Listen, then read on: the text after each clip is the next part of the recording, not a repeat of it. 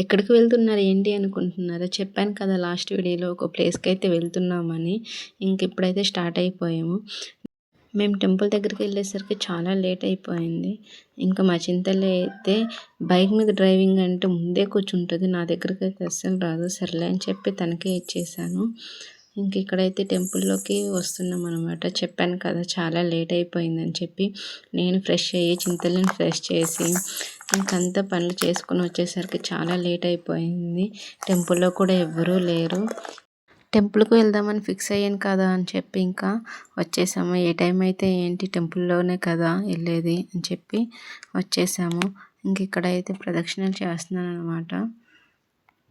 ఈ టెంపుల్‌లో ఉన్న పిల్లర్స్‌కి శివయ్య నామాలైతే ఉన్నాయి. అవి చదువుకుంటూ ప్రదక్షిణలు చేస్తారంట. ఇక్కడ మా బుజ్జి అయితే చాలా గట్టిగానే మొక్కుకుంటున్నారు.